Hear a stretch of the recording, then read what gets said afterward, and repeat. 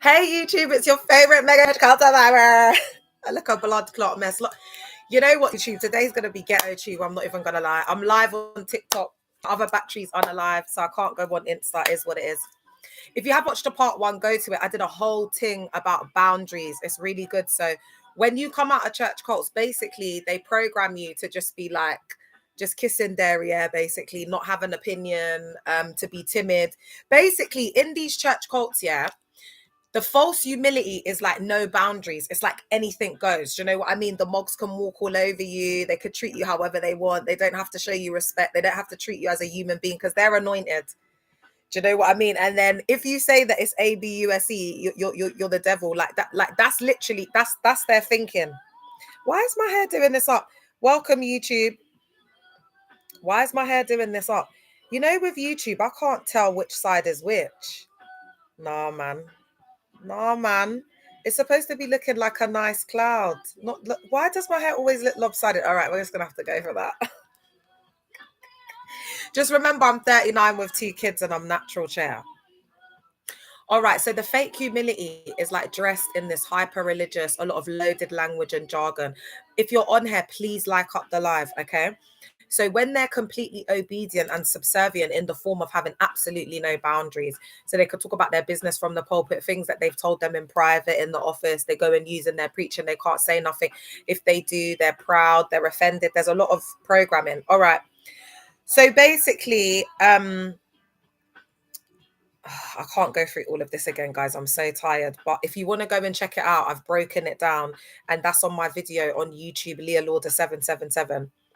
What I'm going to do up today, because I've gone through boundaries, I've gone through, you know, how they indoctrinate you, how they brainwash you, the process, etc.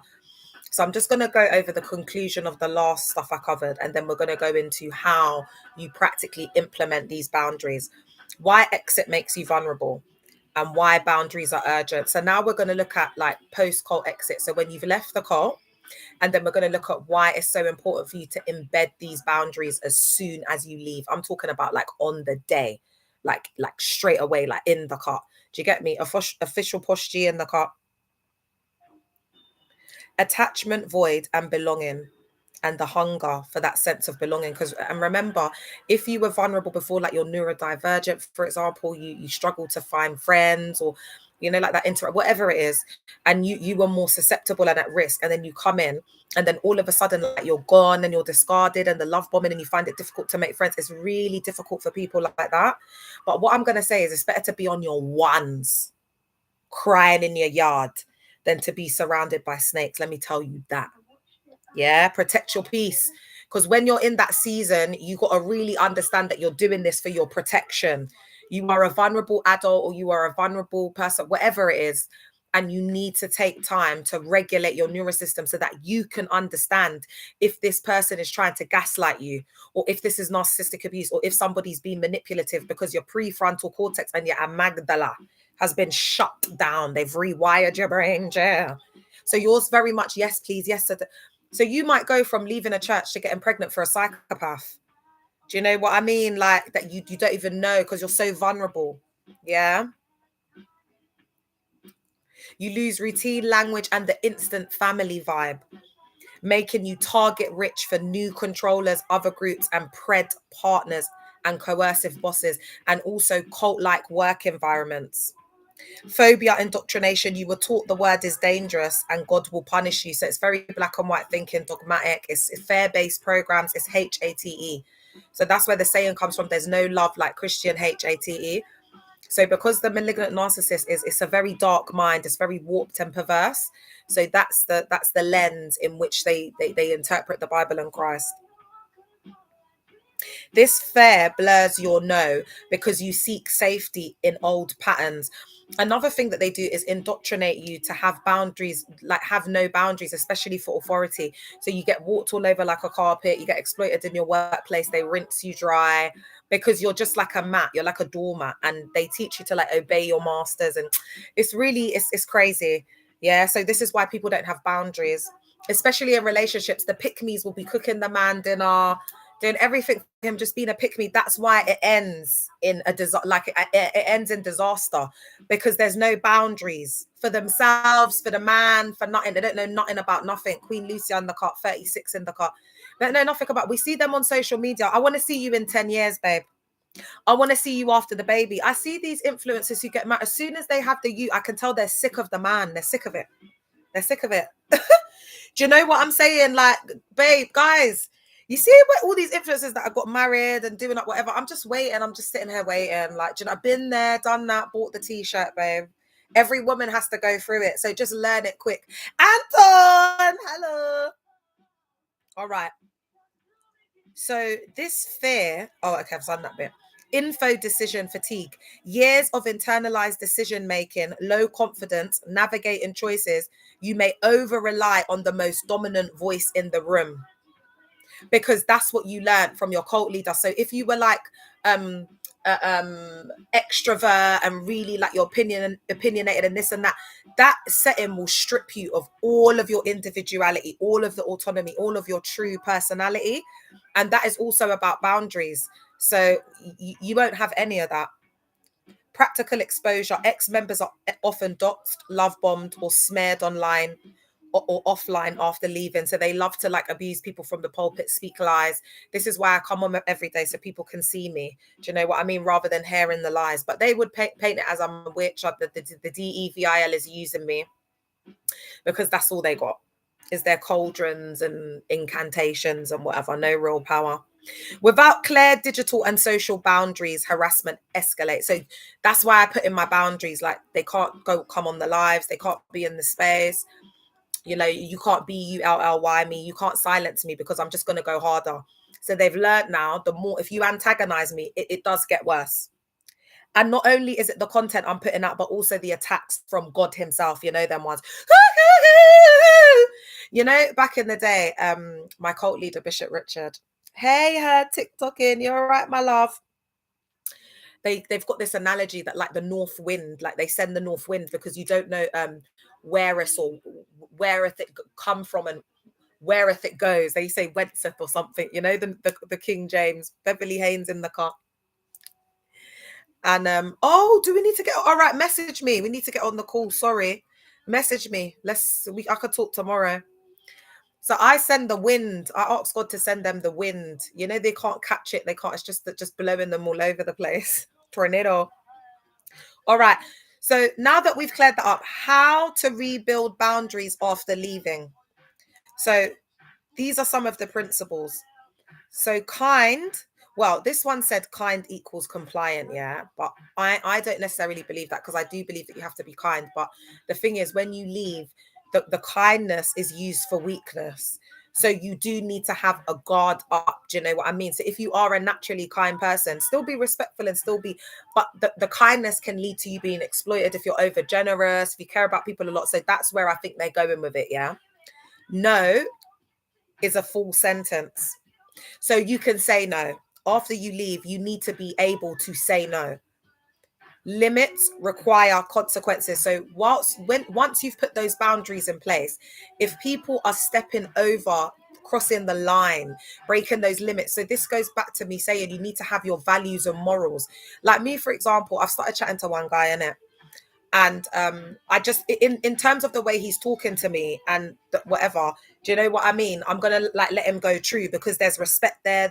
But from the first time, I don't be giving out my number like that. I don't be giving everyone access to my energy. I don't be doing up all of that. Do you understand what I'm saying? Because it's boundaries. You've got to put these boundaries in place. You've got to let people know that you're not easily accessible.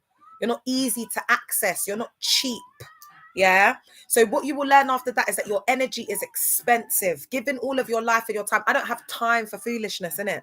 Like 18 years is a long time. If you're going to come correct and know what you're doing outside in these streets, because I ain't got time for it, yeah. That's what I'm on, innit? YouTube, I know it's going to be a bit, the lighting's not great, but I just want a candlelit vibe, you know. I'm not even thinking about, not like that, but I am thinking about myself tonight, and I do want the candlelit vibe. All right, guys. So, and remember, I said to you there were things that I wanted to do. I didn't even have friends. I can't even remember, but I was just looking for opportunities to say no. Do you understand what I'm saying? Because if you can't learn to say no, you'll get taken advantage of. Preds love that when you can't say no, when they see you're all timid and you can't, you just don't be that in it. Don't be that kind of person, chair. And if you are like that, act. Yeah, like you were acting when you were doing up the church cult. You know how to do up performative stuff because you were doing up performance for however long you were in there. So you can do it up when you come out, chair. So once you have those boundaries set, your morals, your values, whatever, then when people cross that line, you need to program yourself that limits or crossing the line, it leads to consequences. So muting, blocking, leaving, cutting off communication, access, etc. Because you didn't have the autonomy to do that before. So now you need to practice things that you didn't do up before, because we're like a doormat when we leave. Boundaries protect relationships by defining what keeps you present. Okay. And that's so true, because in there they try and keep you anywhere but present, because they want to just violate your boundaries. Do you understand what I'm saying? And another thing they do is they make you feel like family. So don't be so quick to be friend up. Have those boundaries in place. Do you know what I mean? Like, you want to get to know someone, you want to grow healthy relationships, not trauma bonds. Don't be meeting someone and be telling them your whole business and you've come out of the cult, and because then people are going to take advantage of you. They're going to know you're vulnerable. They're going to try and manipulate you. They won't say it, but you're so vulnerable. You haven't been making real relationships, so you can't just go like, like a bull in a china shop, raging in like that. You can be respectful and immovable at the same time. So you can be diplomatic in how you speak to people, firm, but what's the word I'm looking for? It is diplomatic, because you're being firm, but you're being diplomatic. You're not shouting, but you need to learn how to be stern and put your foot down and be decisive. And when you've said something, you say it. And to be honest, leaving the cult is the first step towards that, because you've said, no, actually, I'm not going to stay here based off what you're telling me to do. I'm leaving because this isn't healthy for me. This is a toxic environment. And actually, you need to tell yourself, I don't feel good. Because what they try and do in there is brainwash you that it's not about feelings, this and that. Because if you go with feelings, you'll leave. And that's why they cut off, like the amygdala, the prefrontal cortex, because you're not in touch with intuition. You're not using your thinking, your cognitive skills.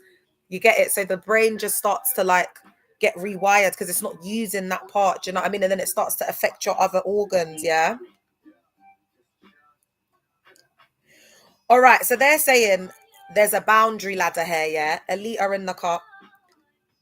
So it says start where you are. So there's different levels, I think. Oh, do you know what, guys? I'm not going to do this up. I'm just going to start from the script. Scripts tailored for common scenarios. So these are a few things you could say if you're in this situation, especially if you've got parents, because second geners find it really hard to speak to their parents. But this is ChatGPT and we're dealing with aunties and uncles, chair. But I'm just going to share a few.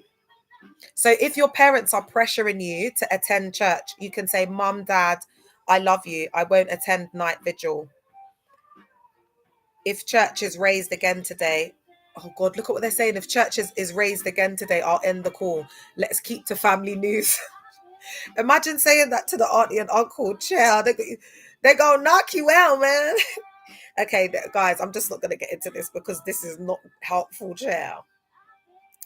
But I'm not going to lie, though, guys. I know it does sound like outlandish, but you do need to learn to put your foot down with your parents. I'm not going to lie. Most kids just leave. They just move like so far away, chair, because they just can't deal with the pressure. It's so much pressure.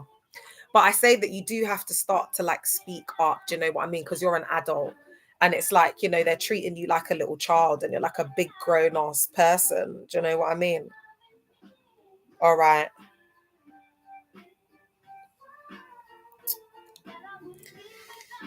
Do you know what?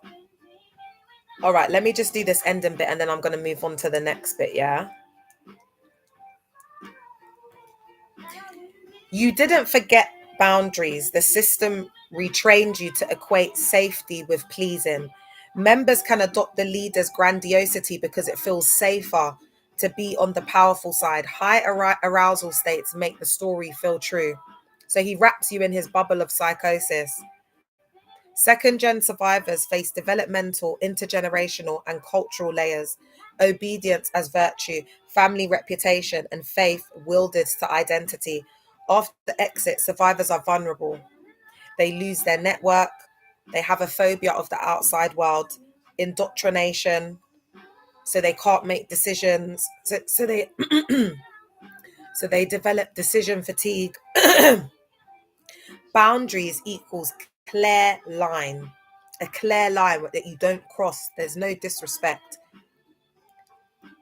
And if that does get crossed, there's a stated consequence that you've developed through putting those boundaries in place. And then you will follow that through with a respectful tone, which is an immovable line in place. And once those boundaries are crossed, there's no going back. Hey, look within. I'm just going to turn on the light, guys, because it is getting a bit dark. I think soon you won't be able to see me, because if I had a candle there. Oh, give me a sec, guys.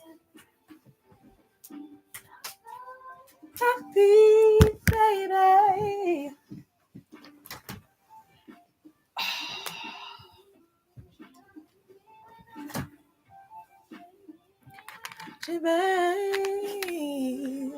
Loss of autonomy and agency. Ooh, yeah.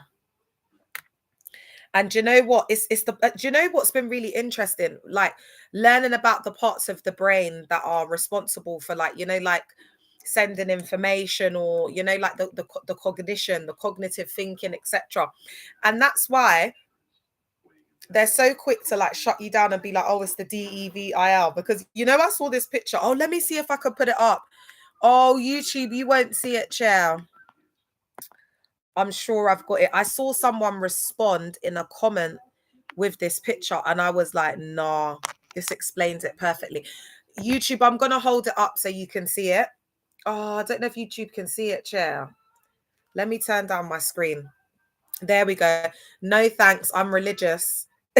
It's like someone giving them a brain, like knowledge, and they're saying, no thanks, I'm religious. I don't want to hear it. It explains it perfectly. This is the cognitive dissonance, Chair. I'm going to leave this up. This is the cognitive dissonance, all right? And this is why I don't like to have that label, like I'm religious, because I'm not. Do you know what I mean? And I don't vibe with it. It doesn't resonate with me, yeah? All right. So let's get into it today, guys. I'm Leah Lauder, mega church cult survivor of 18 years. I come on lives and I help survivors to deconstruct and deprogram, including thyself. So today I'm going to be talking about how church cults break down self-trust and how survivors rebuild it. Because now that we've gone through explaining like how you lose your boundaries, how they break you down, the neurosystem, all the neuroscience behind it, how the neurosystem gets rewired, this, that, and the third. That's on the part 1 on my YouTube, Leah Lauder 7. This is the part 2. I've broken down how to practically put those boundaries in place, and we've gone through it a little bit. And then now we're moving on to how they break your self-trust, because that is that when you have those lack of boundaries, that leads to not being able to trust yourself. Do you understand what I'm saying? Because it's like you've given someone else the remote control to your life, and they know absolutely everything about you. No one should know absolutely everything about you. I've been stung enough now. I've been stung enough to like keep things to myself, like private. It's not everything that you be telling, Chair, especially when it comes to girls. You got to wait to learn to know someone before you proper like start bringing them into certain parts of yourself. Yeah. All right. So the process of losing trust in yourself inside a cult. Cults operate on a psychological manipulation and systematic erosion of autonomy. Who said that earlier? Was it look within? So it's that erosion of autonomy. They strip you. It erodes as they're systematically indoctrinating you through manipulation and fear-based programming, yeah?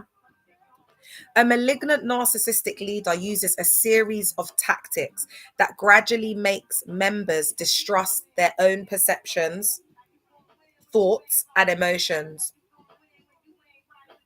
So these tactics, we've spoken about all of these, the characteristics, the coercive control, the gaslighting, the fear-based programming, how they assert control through behavior, information, thought, and emotional control. We've gone over the influence continuum, what healthy and unhealthy leadership looks like across the influence continuum, and how that directly affects you, because you're influenced by these people. You're making decisions based off their influence, chair. That's what it is in a nutshell. It's not God. It's not the Holy Spirit. It's not. That's why you see people get appointed, made pastors or whatever at different times. It's nothing to do with the anointing. Nothing. Oh, when is your time? The Lord will. It's just all human fecal matter, chair. All right.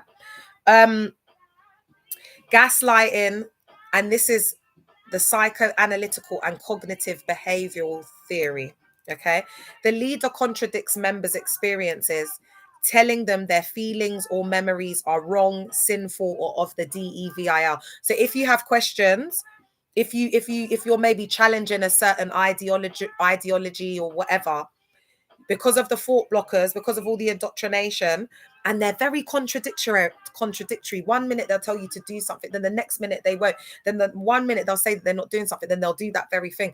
So there's a lot of cognitive dissonance in these spaces, because you've got to just kind of put it to the back of your mind and keep it moving. You've got to move in blind faith. You become a robot, like no mind, like they don't want you to think. So it's like you go through like an age regression, because you don't have new experiences. You're not meeting with other people. You're doing the same thing over and over again, like you're in HELL, like it's the same scene that keeps replaying. It's fun for other people that are coming and visiting, because remember, their retention rate is poor. So there's that constant drive for recruitment. So they got people coming in and out of the doors every week. But the people who are there, like their core people, whether it be a 50 people, 100 people, 200 people, they're the ones putting in all the work, which is usually 5% or less of the congregation, and all of the pressure, all of the work, all of the recruitment, all of the outreach, all of the follow-up, all of the visitation, all of the everything, it falls on those people. They put together the show and everyone else comes to enjoy it. And that's on period, point blank. Yeah.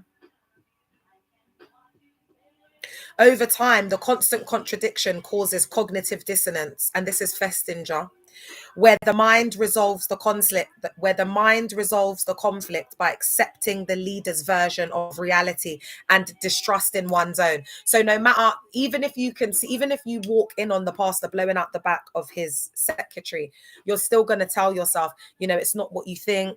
The devil is a lie. Like, that's why when you're presenting them with facts, like your pastor is a thief.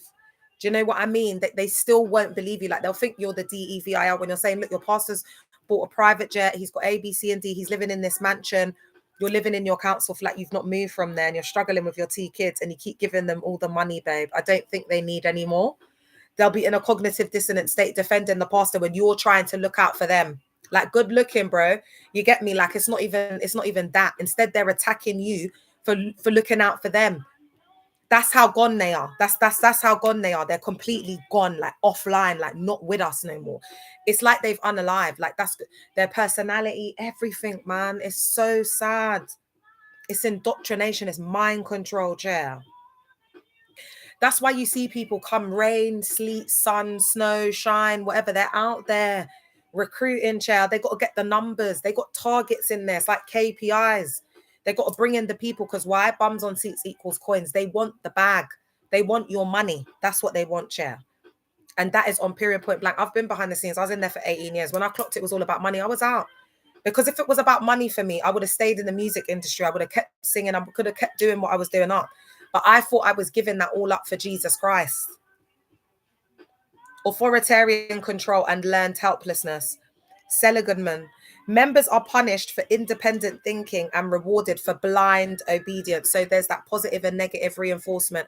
So, for example, this was before I got accepted and finally did my social work degree. Anyway, I got on and I got accepted into all the universities, and I went to my pastor to say, I don't know where to go. Which one should I go to?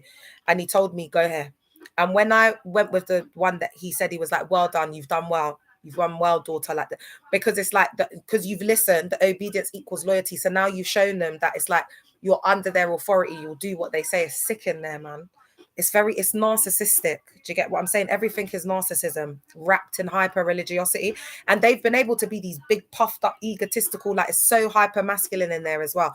Really patriarchal, misogynistic. Women don't have a voice. So I'm so glad that women are finally waking up. We're waking up and we're walking out of these settings. Did you not that woman that walked in on the pastor blowing out the back of his son? You lot, let me tell you this story quickly. So imagine this woman's gone to a cookout. She's some woman in America. She's gone to a cookout. She got invited to at a pastor's yard. So anyway, she's gone now. She's gone to use the bathroom. As she's opened the door, she's seen the pastor blown out the back of the sun. How she knew it was the sun is because when she was going to leave now, she's heard the wife saying, "Oh, thingy, get the whatever, I don't know what it is, corn or whatever from the kitchen." And it's the son. She said she doesn't know if the son's adopted. She doesn't know, but she said it's absolutely disgusting. She said she won't be accepting any invites for anything religious. She's done with it all. She said after that, she was like, "Don't be worshipping these mogs and these man them out there," because she's like, the biggest DEVILs are in these spaces. And they are, we know that. Yeah, look within real life. I've shared it. Go on my main page, Leah Lord the Seven. It's on my last repost. It's the last thing I've reposted. Share. I'm gonna do a piece and then I'm gonna do like a think piece after it. The nervous system adapts to avoid punishment by suppressing one's own judgment, creating learned helplessness. Survivors lose confidence that their choices have value or impact. So you get stripped of, yourself. You become a shell of yourself. Also, I want to say that the thought reform program is what happens here. That's how they they get the nervous system to adapt. It's all of that indoctrination. So the thought reform program in my cult was loyalty and disloyalty, and there'll always be that element of loyalty there. All right. So what that does is suppress your own judgment, because loyalty is blind faith and obedience to the highest authority. It doesn't involve thinking. We don't need your thinking. We just need you to be obedient. And what's that? Having faith. That's walking by faith. That's not seeing to believe. Yeah. So that's why they sell invisible blessings until people unalive. It's ingenious. Yeah. Eileen is crazy, isn't it? But the most thing type of people you find is in these settings. I've never seen. I feel safer in the world. Like, it's crazy in there, chat. But you got to be really vulnerable. You got to have lost your mind, like, to be in there. Like, crises, absolutely traumatic situation, Paris in the car. That's where you have to be. You have to be like in the gutter to end up there, because that's what it is. Yeah. And also, your opinion becomes like, you become silent, so you don't have a voice in there. Yeah. So that's where you lose your confidence, because your choices have no value or impact. They're not asking for your opinion. They're not asking for your suggestion. And they'll act like they do, but they don't, because it's all a blueprint. Everything's the same. What if you don't act? Because all they do in there is, in the youth churches, is acting, singing, choir groups. What else? Like up the live, please, guys. Acting, choir groups, lighting, thingy. What if you're an artist? What if you, do you know what I mean? Like, there's loads of different things. What if you're into tech? You could be like, now they've introduced social media because they need that to get coins. If the ministry advances the cult leader, his vision makes them coins, then they'll let it be in there. But it's not truly about people flourishing, and there's no autonomy. That's why the ministries are all the same. Everywhere you go, it's like McDonald's. You go to Dubai, it's the same. You go to France, it's the same. You go to the US, it's the same. You can get everything. They're franchises, bro. It's a business, top down heavy. They're there to make shmoney. That's all they're about, is the shmoney chair. They don't care if men are eating from the great bowl. They don't care if preds are there. All they do is transfer the pastors when they sleep with the women. That's all they do. So they transfer the problem to another country where there's not laws and systems and legislations and safeguarding systems in place to protect the most vulnerable people in the world. That's what they do up, yeah? So these men, this is why they're getting exposed, because this is the EVIL. They're in plain daylight. They cover it with hyper religiosity. This is why God wants it exposed. This is why I'm on here every day. I won't get tired. I'm in until I unalive. I love the survivors. This is my life.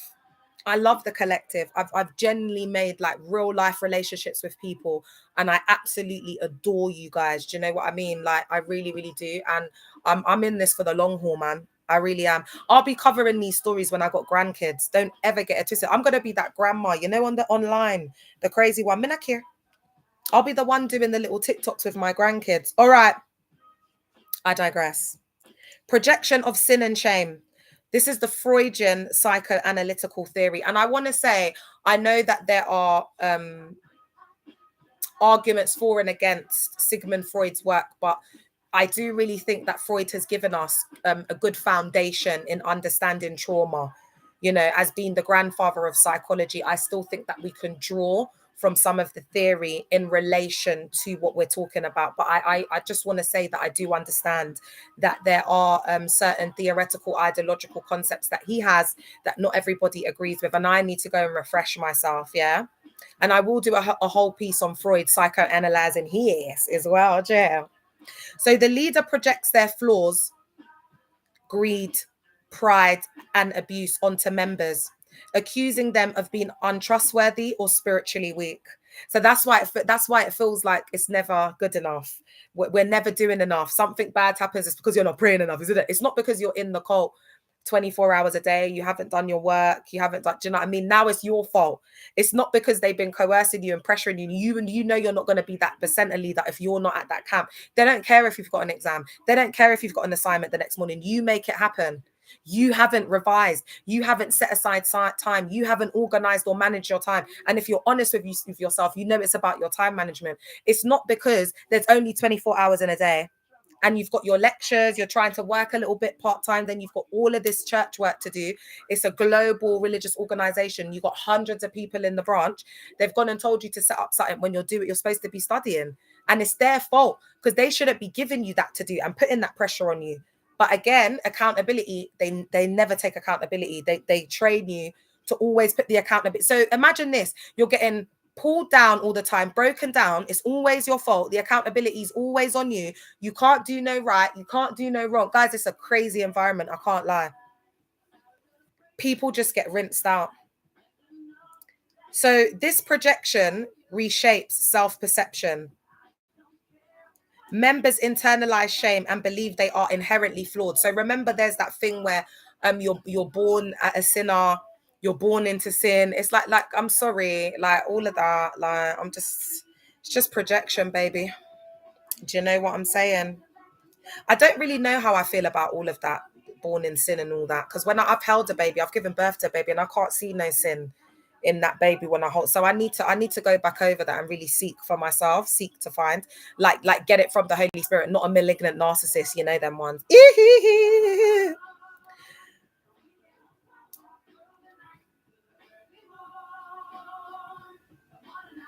You around the hood, on against the lean.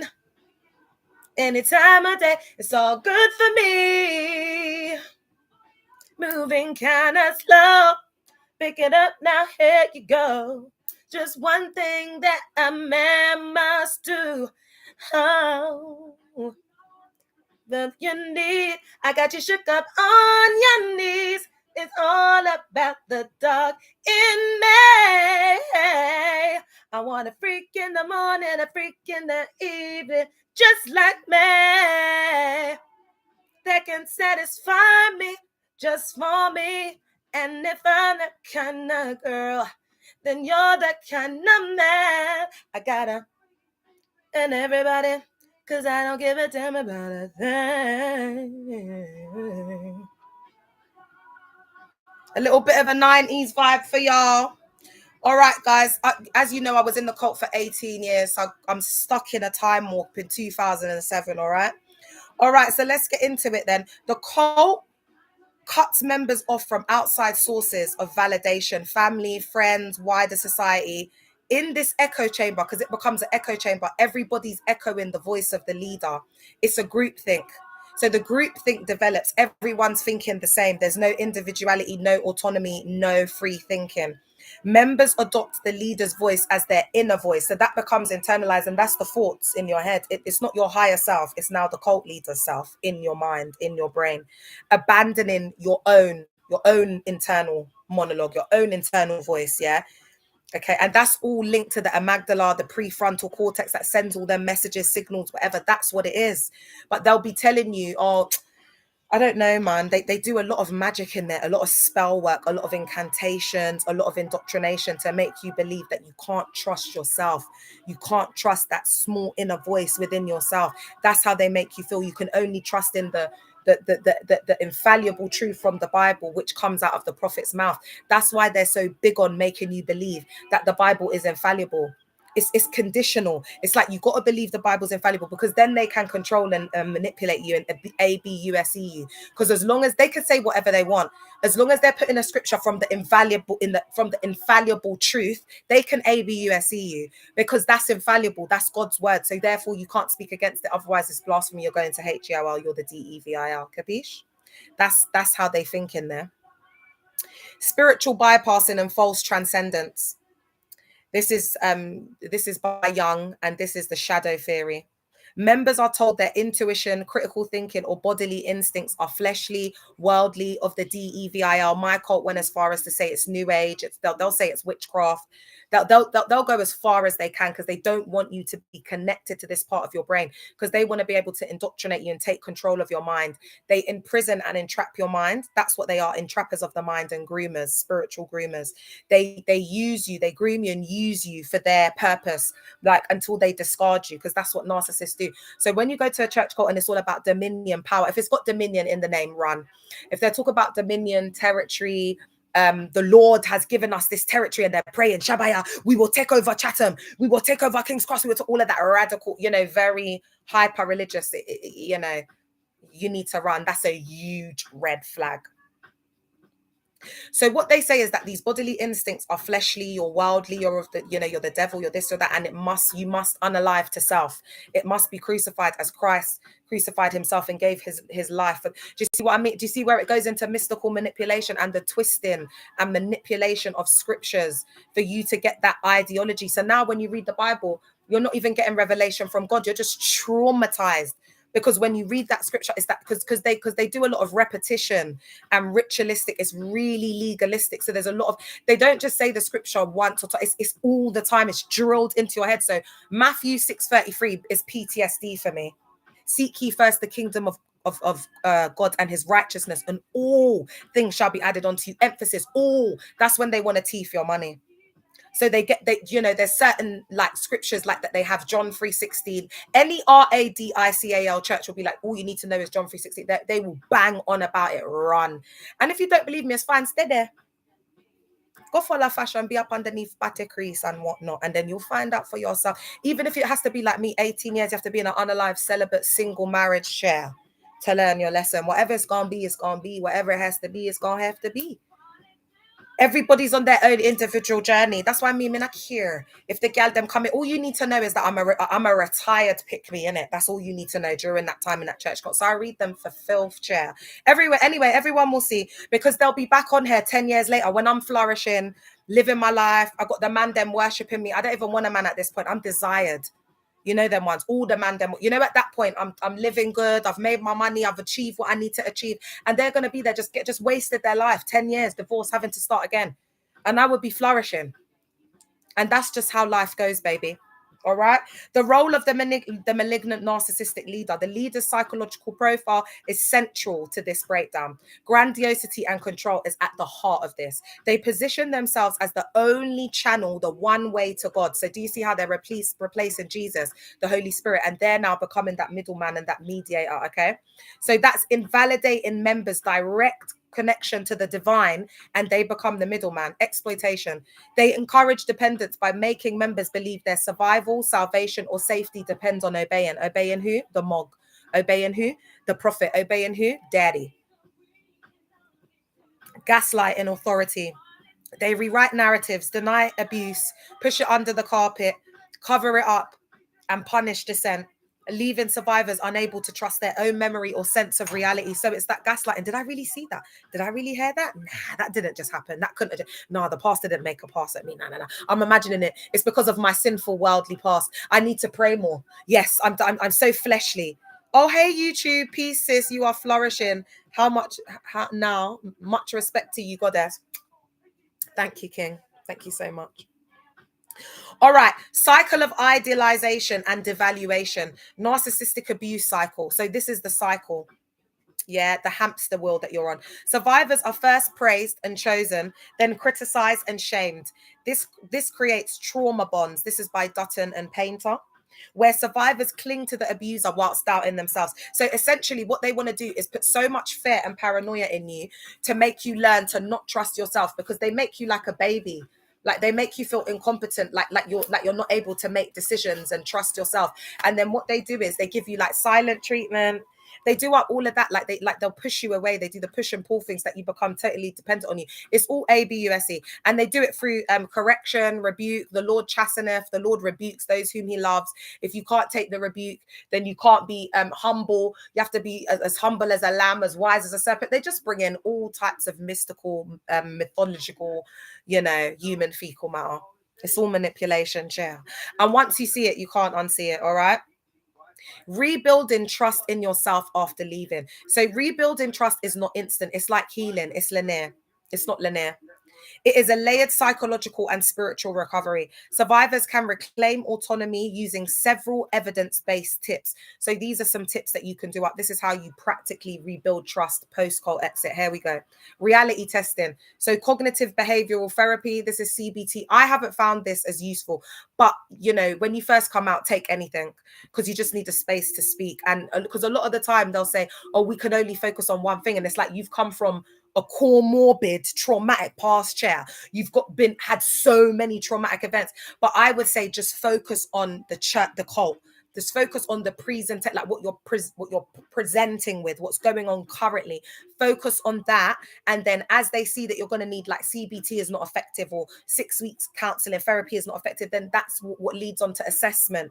Do you know what I mean? But you'll have to go through like kissing a couple of frogs to get referred to community mental health, because it's high threshold. They need to have exhausted a lot of different measures and services that they have out there, firstly, as a first point of contact. Everybody has to go through that system. It's a system, just like the cult. All right. So it can be triggering, but guys, we've got to do what we've got to do. We've got to face our fears and get our mind, body, and soul like all balanced. All right. Because everything's out of balance. We're just at this point completely lost our mind in active psychosis. Yeah. So begin checking your thoughts against facts. Keep a journal of feelings, the actual outcomes. So, you can even ask people, like, don't be afraid to say your thoughts and feelings, because you might have in your mind, oh, that person doesn't like me, or whatever. Speak to them about it. It's not the cult. You don't have to be fake. You can be upfront now and say how you feel. Over time, you'll see your perceptions are trustworthy. Inner child healing, attachment theory, and this is Bowlby and Ainsworth. I would say everybody needs to go and look at attachment theory and figure out what type of attachment theory you have. Do you have an unsecure attachment, a disorganized attachment, a secure attachment? Like, what type of attachment do you have? Because that will really be the precursor as to why you're susceptible to these cults and why you keep going around this cycle of ABUSE. And it may not be cults. It may be abusive relationships. It may be, work jobs where you just get treated like a doormat. You're seeing the same cycle. You've got to go back to the childhood trauma, because that's where it starts. It starts from the womb, chair. It starts from how you got affected, from inside the womb, because there's epigenetics, there's all types of stuff. So unpack it, look at it, and face your shadows, face the trauma. Do you know what I mean? Do you feel like mummy didn't love you? So unpack it. And you need to unpack your mum's trauma as well, unfortunately, because a lot of you will have mums that are just completely disassociated with a lot of undiagnosed mental health in these hyper religious spaces. So you can't even talk to them. They're just completely gone. All right. So cult dynamics often mirror insecure or authoritarian parenting. So again, second gen cult members that come from authoritarian parenting, narcissistic parents, whatever, you guys would have felt like it was home, and you would have stayed there a lot longer. You would be susceptible to these types of environments. So you need to love your inner child. You need to give your inner child a hug. You need to reparent yourself. And I would recommend EMDR therapy for all second gen survivors. And if you're in a position to get private EMDR, you can go on is it BACP? I think that's the British Association of Counseling Professionals. Yeah, BACP. You can find a recognized counselor professional on there. Okay.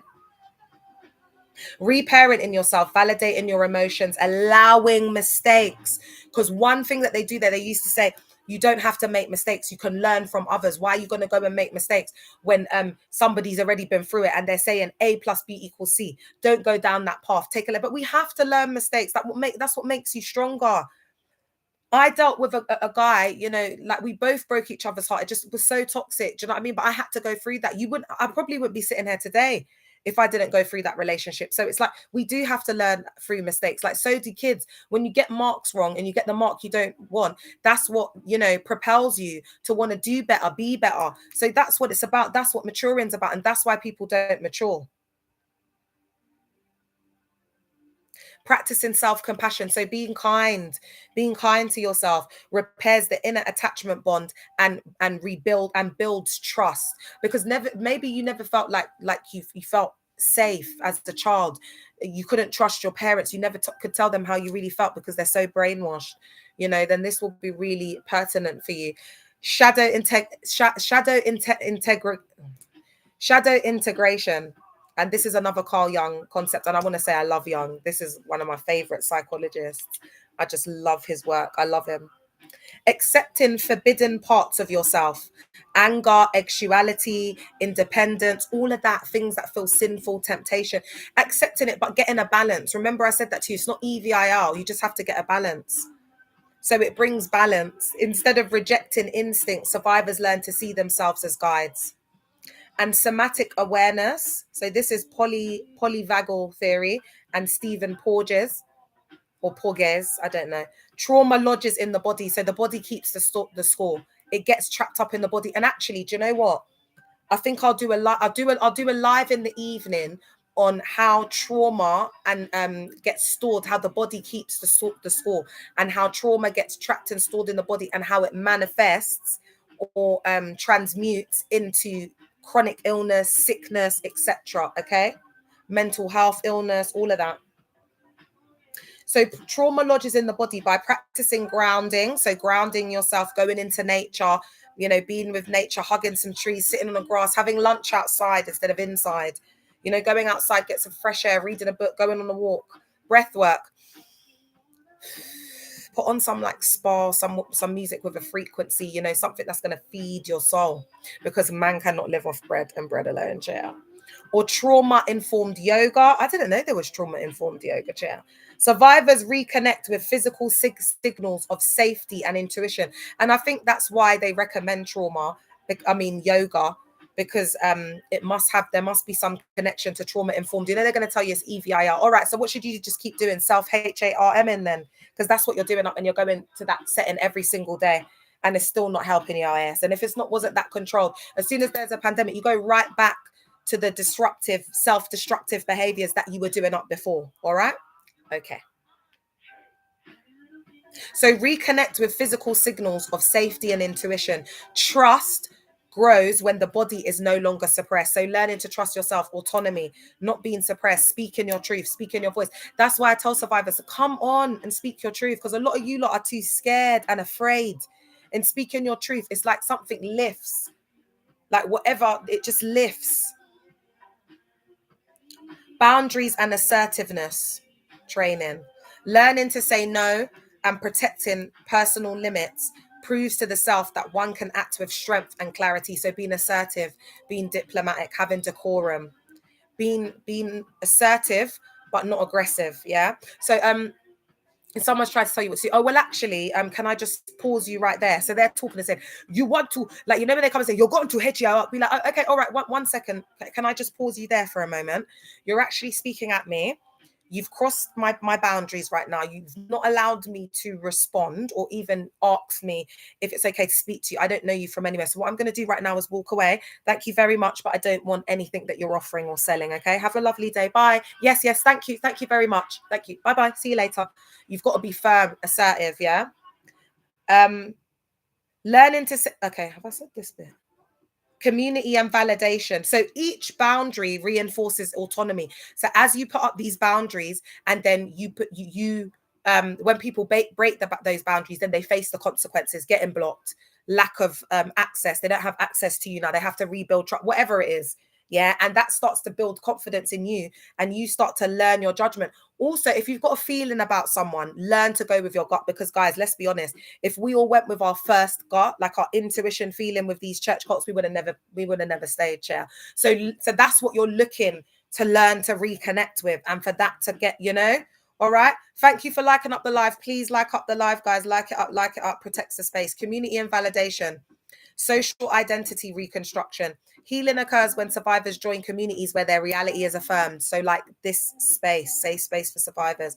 But guys, in saying that, I would be careful. Don't be going to any like survivor link up. Like there's like a trend of people that are like agnostic and whatever, and they're setting up like these groups, and it can turn culty. Like just be careful. I'm not saying only listen to me, chair, because I'm not the only person, but people do things for different reasons. Some people don't really care about people, and you lot take it or leave it in it. Like I've got a heart for people, like you lot can see that. Thank you, sweetie. Thank you, Lucia. So, like I'm really invested in this, innit? Like when I was in, because there's different types of people in the cult. Not everyone was in there that had a heart for people. Some people were in there for positions of power, to rise up, to, you know, they like that thrill, that fame, that, you know what I'm saying? So it's not everyone that's like me who now comes out to speak up or start advocating on behalf of survivors, guys, that are legit.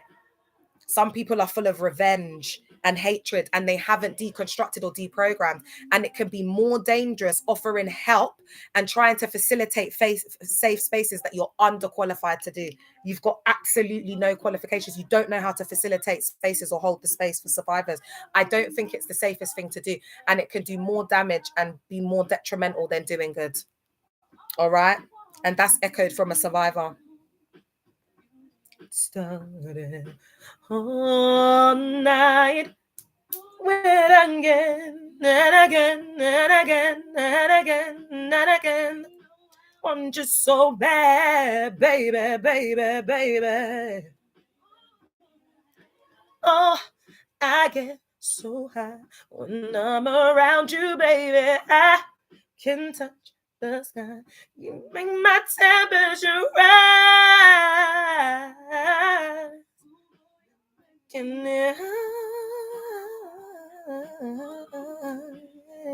Hey, Rock, you came back. How are you? Thank you, Queen Alita. I appreciate you, girl. All right.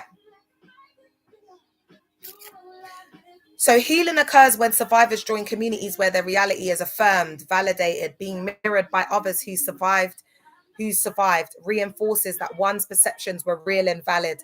Narrative therapy, reauthoring your life story, shifting from I was deceived and weak to I survived manipulation and reclaimed my power. I take my power back. Do you see what I mean? Like shifting your reality, man. And this restores agency and trust in your own choices. And that's on period, point blank. And I'm at the end. So get your questions ready. I've been on here for over an hour, for nearly an hour. And this is good. I've loved this live, guys. Tell me how you're feeling. I hope you're feeling empowered.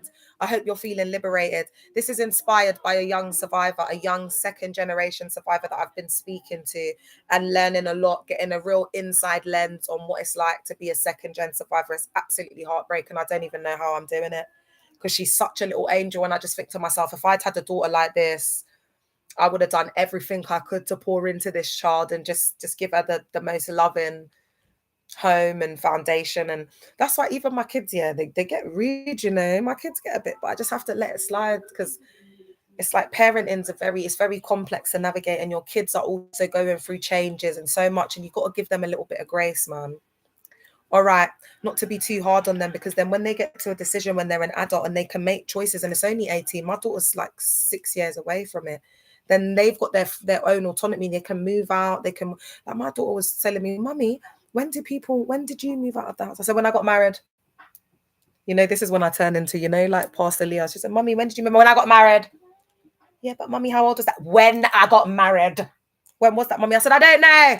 I was almost 30. Why you ask? Why are there? And she goes to me, oh yeah, Mummy, because I don't know. I said, yeah, because I said, you'll be staying here for as long as possible, mate. I said, and I said, Saf, I wouldn't advise you to get married or even into a relationship until your 30s, darling. And then I told my younger one, she ain't going nowhere. They're not going anywhere. Y'all are with me for life, chair. No one's coming to take my kids anywhere. Do you know what I'm saying? Are you all right, mate? And that's the way that mum should love their kids, man. Like always feeling like you got a home here. And it breaks my heart when survivors haven't had that. My soul, I haven't got the words to articulate. And I really hope for survivors who have been through that, I hope you feel my love. I hope you feel the love of a mother.